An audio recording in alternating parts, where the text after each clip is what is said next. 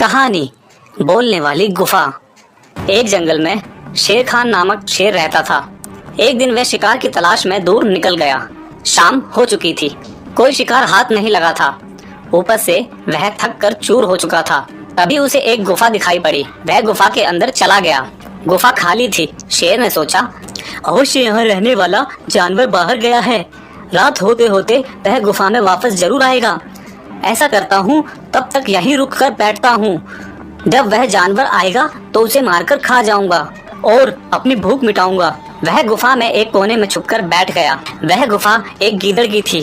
जब वह लौटकर आया और गुफा के पास पहुंचा तो देखा कि शेर के पंजों के निशान उसकी गुफा के अंदर जा रहे हैं, लेकिन बाहर जाते हुए पंजों के निशान उसे दिखाई नहीं पड़े।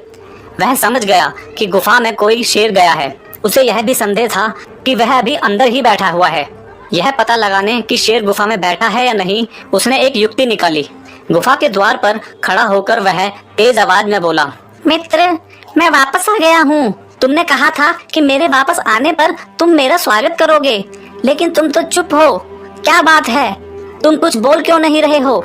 जब गीदड़ की आवाज शेर के कानों में पहुंची तो उसने सोचा कि यह गुफा अवश्य गीदड़ के आने पर उसका स्वागत करते हुए कुछ कहती है। शायद मेरे यहाँ होने के कारण आज चुप है। अगर गुफा कुछ ना बोली तो कहीं गीदड़ को संदेह ना हो जाए और वह वापस ना चला जाए। इसलिए वह गरज कर बोला, आओ मित्र, तुम्हारा स्वागत है, यदि अंदर आओ। शेर की आवाज सुनकर गीदड़ डर गया। वह उल्टे पैर वहां से भाग गया।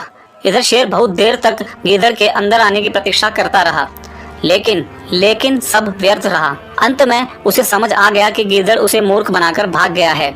शेर को अपनी मूर्खता पर बहुत क्रोध आया, किंतु अब वह क्या करता? शिकार उसके हाथ से निकल चुका था। कहानी की सीख, भविष्य के संकट को भांपकर जो बचने की युक्ति निकाल ले वह बुद्धिमान होता है।